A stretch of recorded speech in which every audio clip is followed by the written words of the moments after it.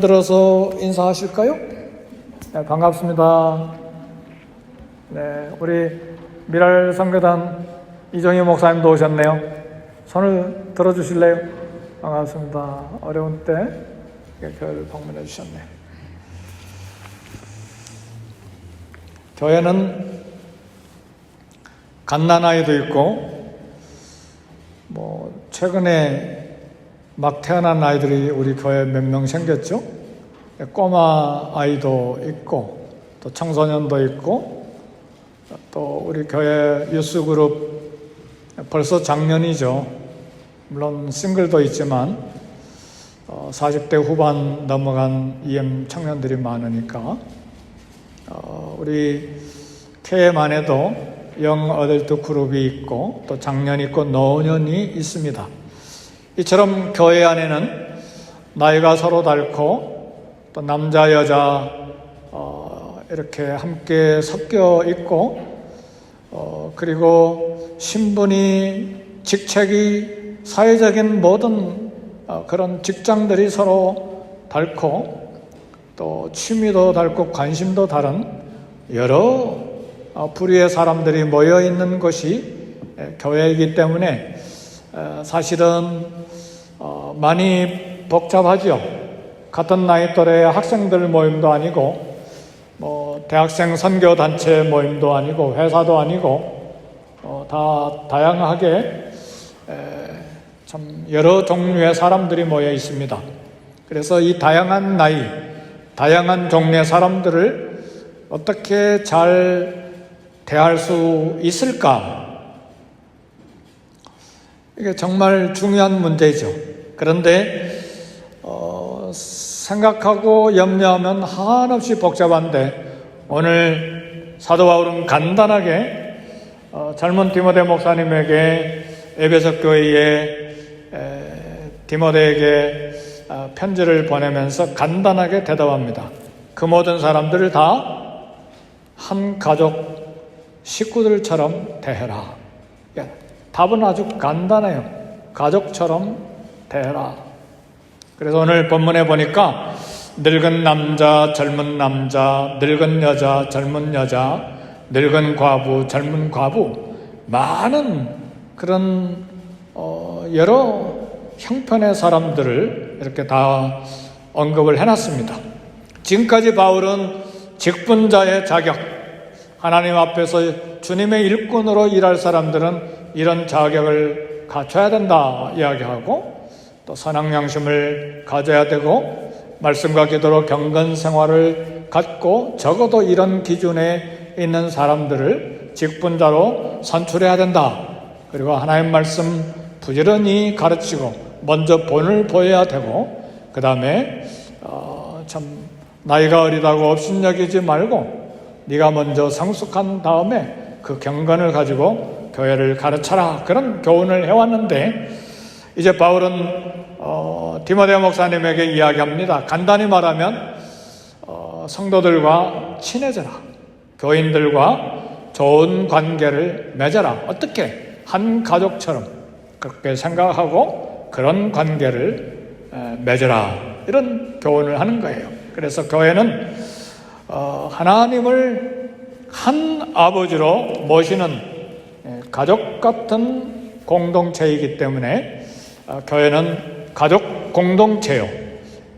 피로 값주고 사신 예수 그리스도의 피로 값주고 사신 그리스도의 몸이면서 동시에 가족 공동체가 바로 교회입니다. 그래서 가장 좋은 교회는 수많은 사람들이 모여있는 교회가 가장 좋은 교회도 아니고 건물을 너무너무 예쁘게 만든 그런 교회, 리모델링해서 모든 시설이 완벽하게 갖춰진 파이프 오르간까지 있는 교회, 그런 교회가 아름다운 교회가 아니라 적어도 성경에서 말하는 오늘 본문에서 이야기하는 교회는 가족 같은 분위기의 교회가 좋은 교회다.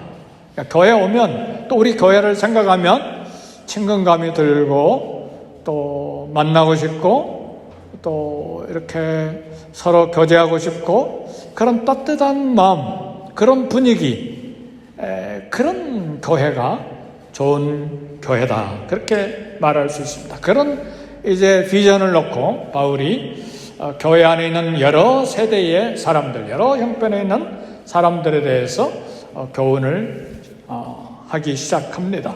1절, 2절 보니까 늙은이는 꾸짖지 말고 아버지에게 하듯 하며 젊은이에게는 형제에게 하듯 하고 늙은 여자에게는 어머니에게 하듯 하며 젊은 여자에게는 온전히 깨끗함으로 자매에게 하듯 하라. 한마디로 말하면 가족처럼 대해야 된다. 어머니처럼 아버지처럼 형제 자매처럼 한 가족 식구처럼 대해라. 그 말입니다. 근데 여기 나이 많은 남자는 긴 세월의 삶을 사는 동안에 신앙생활이 깊어지고 많은 인생의 경험을 했고 그리고 지혜를 많이 얻은 사람이기 때문에 벌써 직분이 있든 없든지 간에 교회 지도급입니다. 인생의 선배예요. 그러니까 신앙으로 잘 성숙해 왔다면 이런 사람들을 다 엘더라고 말하죠. 우리 장로 직분이 따로 공적인 직분이 있지만 연세가 많은 분들이 다 장로급에 속한 것이죠. 그런데 다 이렇게 믿음으로 인격으로 성숙한 것이 아니고 세월이 가면 갈수록 이렇게 성숙하지 않냐고 뒷걸음질 쳐서 마음도 좁아지고 더 인색해지고 이기적이고 또 조그만 일 생겨도 쉽게 분노하고 섭섭해하고 이런 그런 연약함이 나타날 때 이렇게 가끔씩 바로 잡아줘야 될 때 말씀에서 벗어나는 모습이 보일 때에 어떻게 해야 되느냐? 오늘 본문에 보니까 꾸짖지 말고 아버지에게 하듯 하며 이 말은 충분한 예의를 갖춰서 존중하면서 따뜻한 마음으로 권면하고 충고해야 된다. 그런 말씀입니다. 나이 많은 여자는 어떻게 해야 되느냐? 어머니 대하듯 부드럽고 온유하고 친절하게. 어머니 함부로 막 큰 소리 할 수 없잖아요. 불효자식이죠. 어머니가 그래서 그리고 막 큰 소리 치는 자식이 있으면 불효자식이죠. 어떻게 키워나는데 그렇게 할 수 있나요? 그렇게 하면 안 되죠. 그러니까 교회에서도 똑같아요. 젊은 늙은 여자에게는 어머니에게 하듯 하며 그랬어요.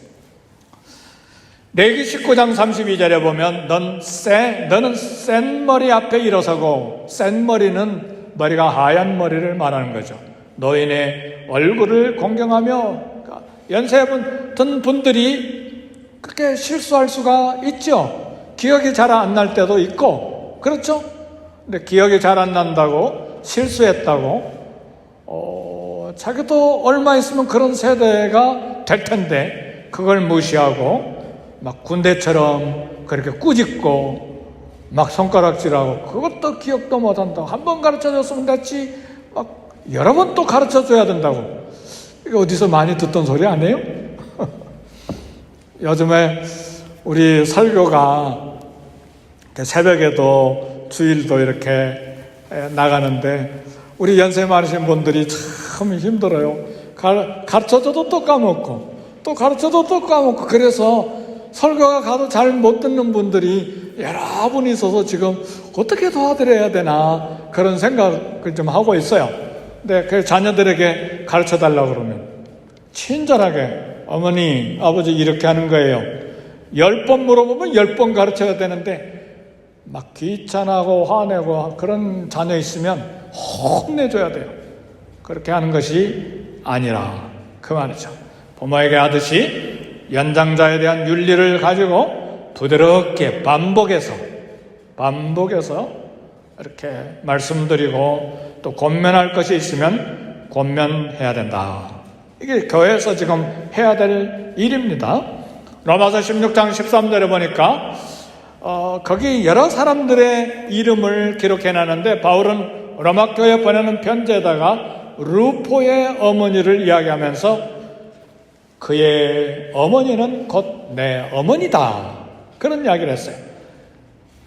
여기 루포의 어머니는 누구냐면 예수님을 대신해서 십자가를 지고 골고다를 올라갔던 구레네 시몬의 아내입니다.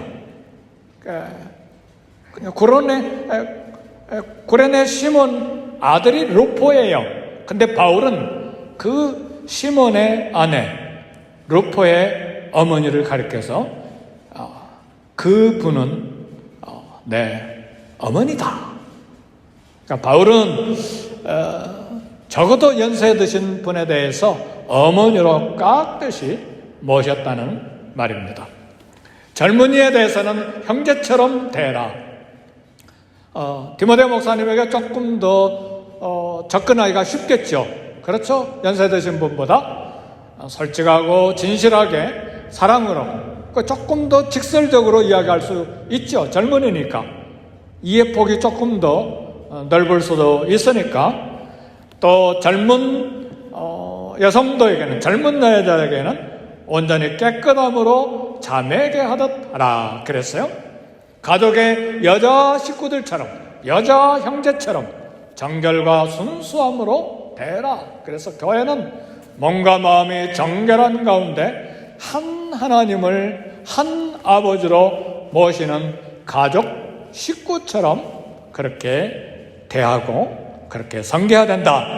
이것이 사도 바울이 에베소 교회를 담임하고 있는 디모데 목사님에게 지금 권면하는 이야기입니다. 오늘 디모데전서 5장 3절부터 16절까지 거의 13절에서 14절까지 길게 과부라고 하는 단어가 반복해서 나오면서 이야기하는데, 왜 바울은 디모데에게 에베소 교회 안에 있는 과부 문제를 가장 먼저 이야기하고 그렇게 길게 13절에서 14절처럼 막 길게 이렇게 다뤘는가? 그건 확실히 모르지만 여러 가지 이유가 있었을 것 같아요. 예를 들면 오늘날도 역시 마찬가지지만 교회에 남자 성도보다 여자 성도들이 많은 게 확실하고, 그 다음에 여성도들이 남자 성도들보다 훨씬 오래 삽니다. 그렇죠? 네. 남자 평균 연령, 여자 평균 연령 몇 살인지 잘 모르지만 나라마다 다르지만 6, 7, 어떤 때는 10년 이상 차이도 나죠.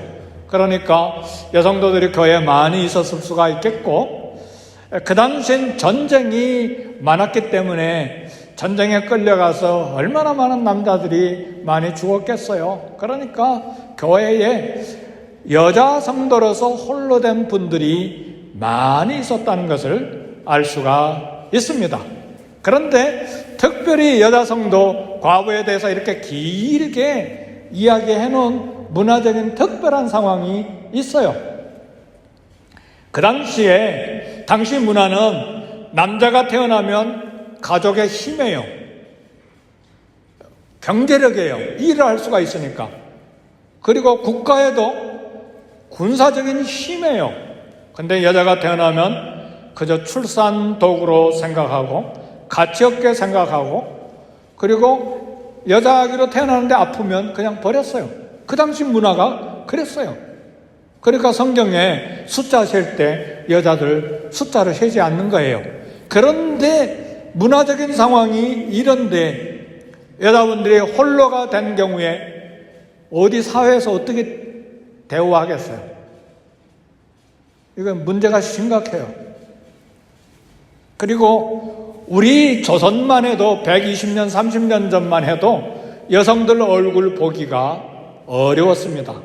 부자 여성들은 가마 타고 다녔고, 가난한 여성들은 치마를 뒤집어 쓰고 얼굴 안 보이고 다니고, 그래서 밖에 나가서 120년 전만 해도 여성들이 밖에 나가서 직업 갖고 돈을 번다.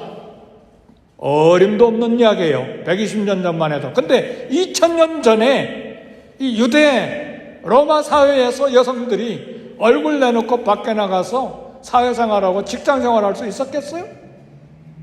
어림도 없는 거죠. 그래서 홀로 되면 문제가, 생계가 심각해지는 거예요.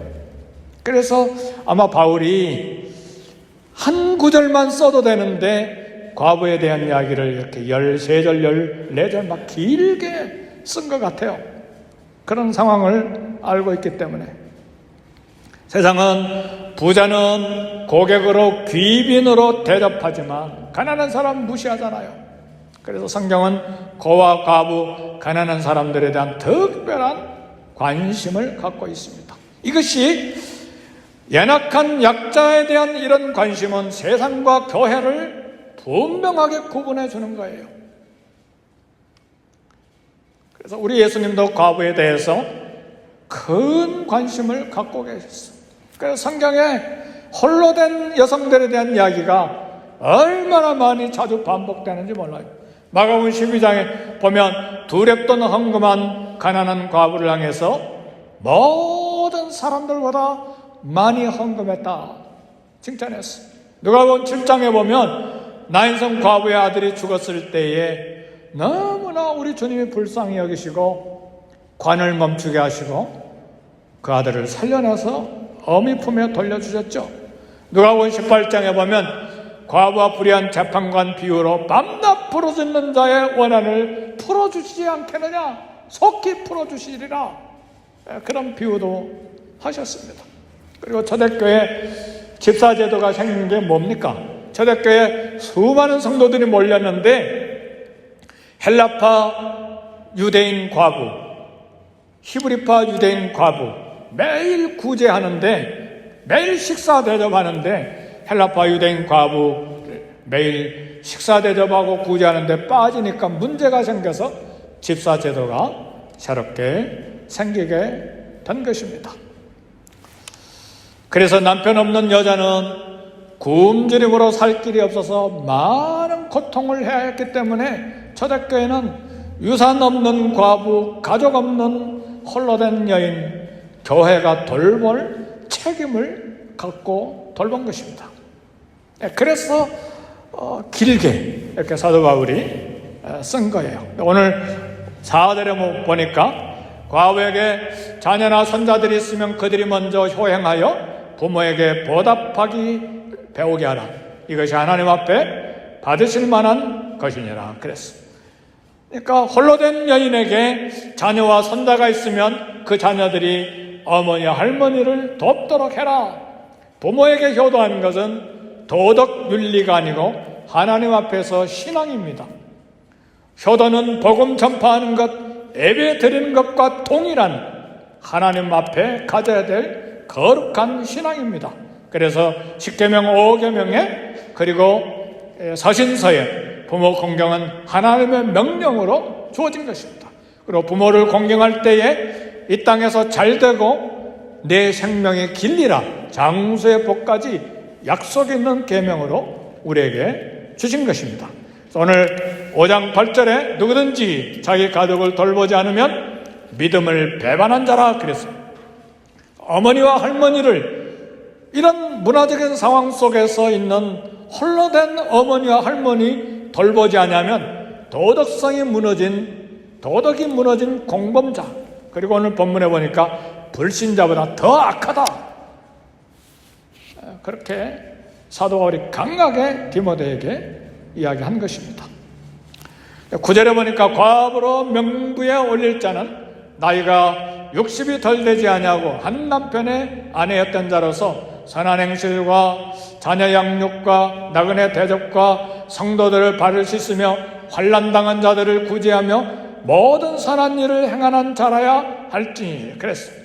그러니까 참 과부라는 단어를 새롭게 썼는데 이 말은 무슨 말이냐면, 이런 홀로 된 여인 중에 참 과부를 교회 명부의 목록에 올려서 교회가 식량을 지급하고 생활을 책임져야 되는데, 어떤 여인을 참 과부의 명부에 올려서 교회가 책임지고 생활을 할 수 있게 해야 되느냐, 그 이야기입니다. 그래서 참 과부의 자격은 감독 집사만큼 엄격하게 여러 조건을 뒀어요. 왜요? 교회가 책임지고 삶을 이렇게 도울 뿐만 아니라 그 대신 평생에 기도하고 그리고 봉사로 하나님께 헌신하도록.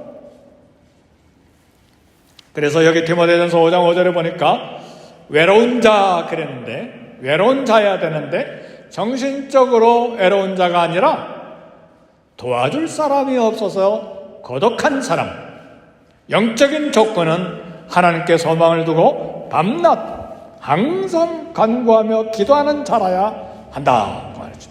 누가복음에 보면 과부로서 성전에 주야로 금식했던, 평생에 결혼한 지 7년 만에 남편을 잃었는데 평생에 금식하고 기도하면서 성전을 섬기면서 메시아를 기다렸던 여선지자 안나처럼, 이런 사람처럼 사는 사람, 교회는 이처럼 물질적인 영적인 조건이 맞는 사람을 참 과부로 뽑아서 목록에 올려야 된다 그랬습니다. 부적격자도 이야기했어요. 6절에 보니까 향락 좋아하는 자는 살았으나 죽었느니라.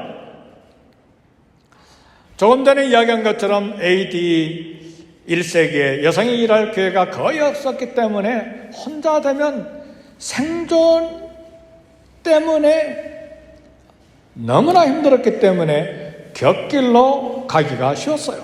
그래서 굶주림에 벗어나는 길은 몸을 파는 그런 길이 쉬운 길이었어요. 그래서 향락을 좋아하는 자는 살았으나 죽었느니라. 교인 중에 이미 교회에 등록했는데 그런 일이 생기면 어떻게 되겠어요? 그러니까 교회는 이런 사람들을 잘 돌보되 우선 아들 손자가 있으면 어머니와 할머니를 그렇게 효도하게 하고, 그 다음에 명부에 올릴 사람들을 잘 분별해서 교회가 돕도록 해야 된다, 그 이야기입니다. 주 200년경 유대문서 미시나라고 하는 책에 보면 노년의 나이를 몇 살로 계산했냐면 60세예요. 우리하고 별 크게 다른 것 같지 않아요? 지금부터 2000년 전에 노년에 들어간 나이를 60세로 계산했으니까 거의 비슷비슷한 거죠. 그렇죠? 60세 이상은 노동력이 상실돼서 도움이 필요한 연령대에 속한 것이죠. 그리고 60세가 되면 애정이 있어요. 이미 자녀 키운 경험이 있고 손자, 손녀가 있는 애정을 품는 따뜻한 마음이 있기 때문에 아이들도 돌보고 봉사할 수 있는 넉넉한 마음이 여유가 있어요. 비록 하얀 서리가 머리에 내렸지만 돌볼 수 있는 그런 마음의 신앙적인 넓이가 있고, 또 사회생활에 복잡하지 않으니까 날마다 믿음으로 기도하고 교회를 섬길 수가 있는 것이죠. 텔레비전이 있습니까? 무슨 오락가로 밖으로 나갈 수 있습니까? 고대 사회는 굉장히 제한적인 사회생활이기 때문에 얼마든지 주님을 섬길 수가 있는 것이죠. 그래서 자격 조건을 이야기할 때에 반드시 60세 이상의 나이가 돼야 되고, 한 남편의 아내였던 자, 신실하게 결혼 생활을 했던 자여야 하고, 선한 행실, 자녀를 양육하고 어머니로서 성숙한 품성을 가진 자, 그리고 나그네를 잘 대접했던 사람, 마치 사르와 과부가 엘리야를 돕고 수넴 여인이 엘리사를 돕고 루디아가 빌립보 교회를 세우는데 바울 일행 나그네를 도왔던 것처럼 이렇게 대접한 경력이 있었던 사람들, 성도들의 발을 씻기며 겸손함을 가진 사람, 환난을 당한 자들을 구제하고 핍박고난 당한 자를 구제하는 그런 행적이 있는 사람들을 명부에 올려라, 그렇게 이야기했어요. 그리고 이게 교회 명부에 올리지 말아야 될 사람 11절에 있는데, 젊은 과부는 올리지 말지니 이는 정력으로 그리스도를 배반할 때 시집가고자 함이니, 왜 젊은 과부는 교회 명부에 올리지 말라고 했는가? 교회가 양식을 제공하고 사례를 주고 평생 기도하고 봉사로 하나님께 헌신을 약속했는데, 그렇게 명부에 올려놨는데 결혼하면 약속을 깨뜨려버리고 웃음거리가 되잖아요.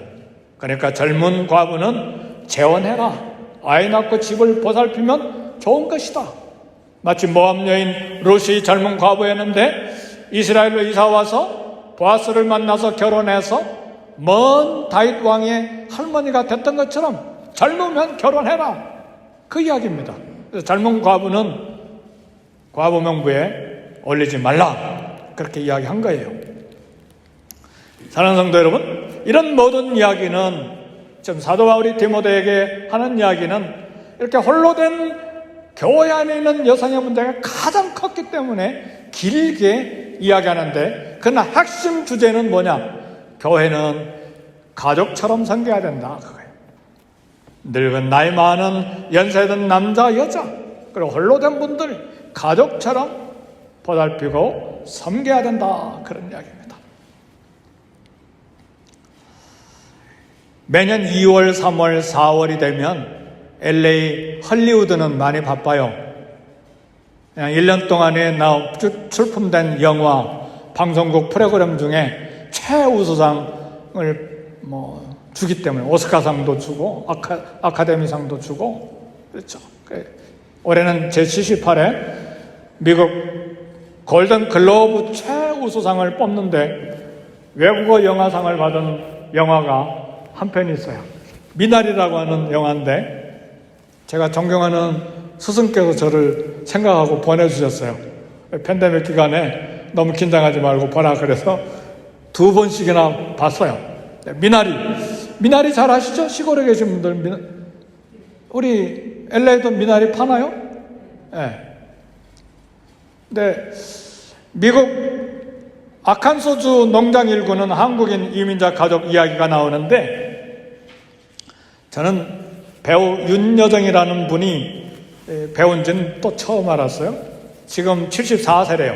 할머니 역할을 했는데 한국에서 아칸소에서 농장하는 딸과 사이를 도우려고 또 손주도 봐야 되니까 한국에서 왔는데, 딸 가정의 농장에 도착한 이 엄마 겸 할머니죠. 한국에서 가져온 보따리를 풀었는데 보따리 속에 고춧가루 봉지, 마른 멸치 봉지, 밤도 가져온 것 같아요. 꺼내가지고 딸에게 주니까 딸이 막 우는 거예요. 한국 음식도 처음 받기도, 오랜만에 받기도 했겠고, 그 한국에서 막 직접 아칸소로 갈 수가 없으니까 여러 비행장 들려서 거기 도착해서 얼마나 고생해서 도착했어요. 근데 바리바리 싸가지고 주니까 운 거예요. 그러니까 왜 우냐? 왜 또 울어? 마른 멸치 때문에 우냐? 그러면서 또 한쪽 주머니에서 흰 봉투를 꺼내서, 돈인 것 같아요. 돈 주려고 하니까 엄마 주지 마세요. 근데 막 억지로 막 손에 쥐어주는 그런 장면이 나오는데, 이런 어머니와 할머니로서의 딸 가정, 손자 손녀를 돌보는 역할이 미국인들의 마음을 감동시켰던 것 같아요. 벌써 이 여주인공상, 배우상 50개에서 70개 받았다는 거 보니까 이거 보통 일이 아니잖아요.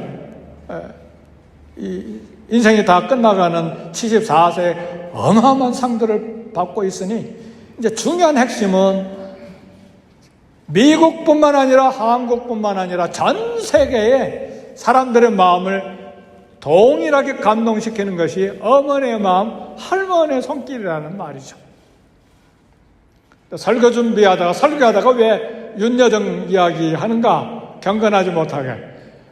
할머니가 갑자기 생각이 났기 때문에 그래요. 교회에는 이런 애정이 넘치는 할머니, 할아버지 역할이 많이 필요합니다. 어떻게 나를 좀 도와주지 않나 그런 마음보다 할머니와 어머니는 무조건 쏟아주는 거잖아요. 엄마, 아빠는 자식들에게 조금 냉정해요. 책임이 있기 때문에 엄격하게 교훈하죠. 할머니, 할아버지는 그런 거 없어요. 무조건 내리쏟는 사랑이에요. 그냥 손자, 손녀가 그렇게 예쁜 거예요. 책임질 일도 없거니와 마음이 그만큼 넓어지니까 그냥 무조건 사랑하는 것이죠. 근데 교회에는 그런 할머니, 할아버지가 많이 필요합니다. 우리 성도들 서로 돌봐주고, 먼저 챙겨주고, 먼저 마음 써주고, 먼저 전화해주는 할머니, 아버지 손길이 교회 구석구석에 얼마나 많이 필요한지 몰라요. 근데 미성숙하면 내 것 먼저 챙기잖아요. 그러면 교회가 쌀쌀맞게 되는 거죠. 가족 같은 분위기가 안 되는 것이죠. 수탉이 있어요. 저는 시골에서도 닭을 키워봤고 선교지에서도 7, 80마리나 닭을 키웠으니까 닭을 잘 알죠. 장닭, 수탉. 자기 집에 사람이 오거나 무엇이 오면 제일 먼저 앞으로 나가죠. 앞으로 나가서 암탉들과 새끼들을 온몸을 다해서, 온 힘을 다해서 보호합니다.